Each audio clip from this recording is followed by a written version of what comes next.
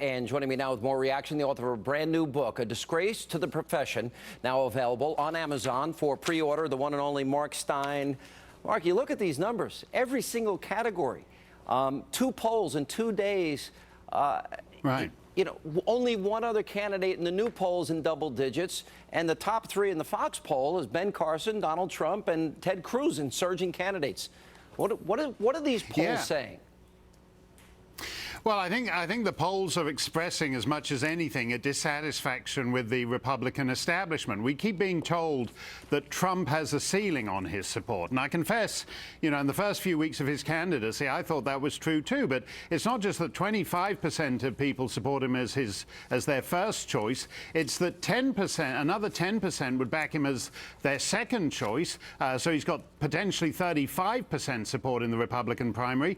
I thought one of the most interesting numbers in that poll was one showing that up against Hillary, she would be 47%, he would be 42%. Now, a few weeks ago, it was Hillary 51%, Trump 34%. So all his unfavorables are coming down. And I think instead of just scoffing at him and saying, oh, the McCain crack is going to kill him, the Republican establishment needs to consider the fact that this guy is a serious leading candidate. He could well win the nomination, and he has as good a shot as anybody else at actually winning the general election, He's been able to defy political gravity, or historical or traditional political gravity up to this point. And you mentioned a number of instances that might have killed off another candidate. Does that continue for him? And if you were going to give him advice, you get on the phone, Donald Trump here, Mark Steyn, I have some advice for you. What would it be?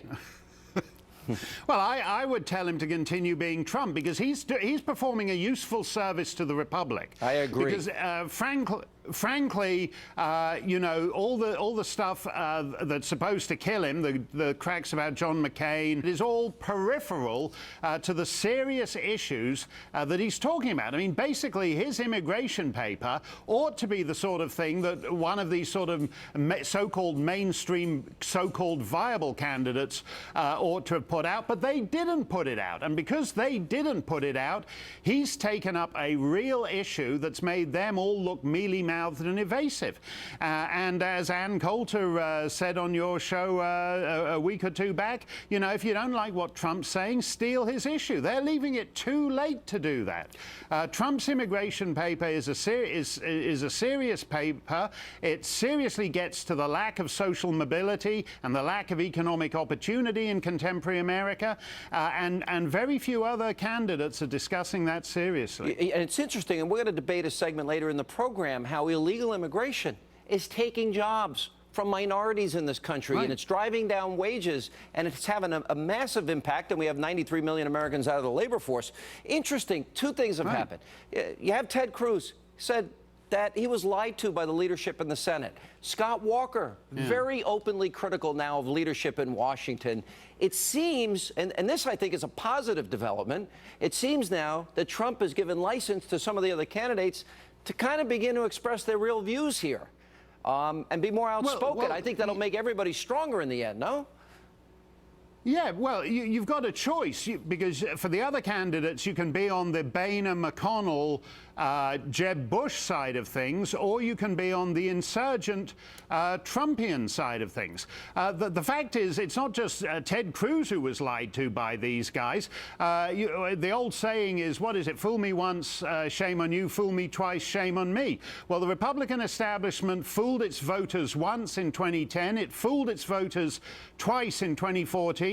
And I don't think they're in a mood to be fooled again thrice. It's a 2-party system, which is unusual in the modern Western world.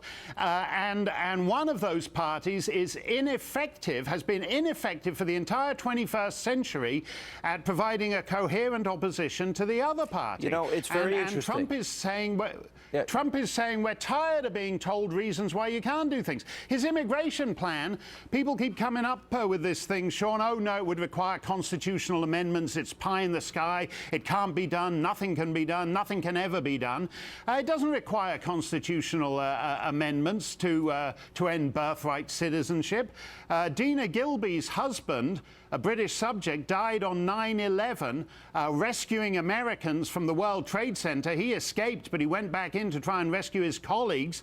A week later, the Immigration Service of the United States, the heartless thugs, sent Dina Gilby a letter saying she and her kids were out of there. So they have no difficulty deporting birthright citizens when they're British subjects of guys who died in the World Trade Center. The idea that it requires a constitutional amendment is complete codswallop from beginning to end. And people are tired of being told why nothing can be done, Sean. Really well said. And it's funny because I had Jorge Ramos on the program last night, and he said, oh, it's impossible to build a wall. It's impossible to deport people that came into this country illegally and didn't respect our laws and sovereignty.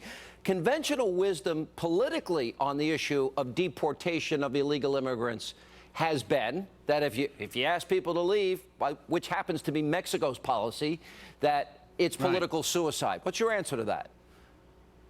Well, again, to go back to 9/11, a couple of days after that, the INS started cracking down on various Pakistanis in the New York area who they thought had connections to terrorism. One result of that was that thousands of Pakistanis drove straight up I-87 to the Quebec border.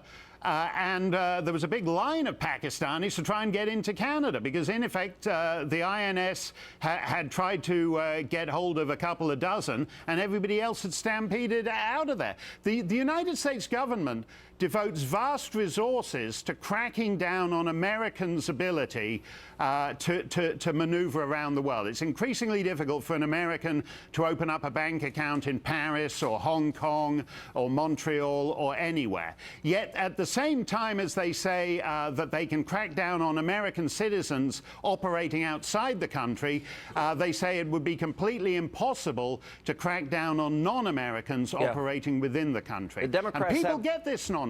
People understand it. We have Rudy on talking about Hillary's email scandal coming up next. She's got her own problems. From what I can see is people are encouraging Joe Biden, John Kerry, Al Gore, Elizabeth Warren, and even Comrade de Blasio, the mayor of New York, to get into this race. I got to expect that one of them is going to get in. On top of that, she's got real significant legal issues. She may not be their candidate. Right. Newt Gingrich doesn't think she makes it.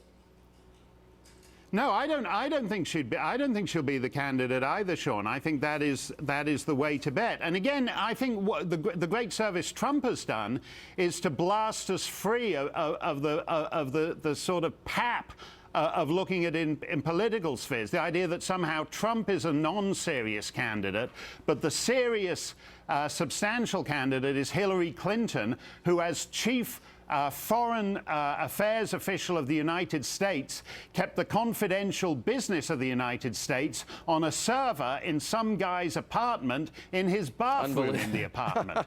And that's it. So if that's what the serious people do, the sooner they hand this country over to the buffoons, the better. And that's why Trump is surging. You can't have a two-party state where one party is a liberal party and the other party is basically the Chamber of Commerce's poodle, because if all you do is exchange George III for the Chamber of Commerce, then the revolution was a complete waste of time, Sean. You are on your game tonight, Mr. Steyn. Good to see you. Thanks for being with us.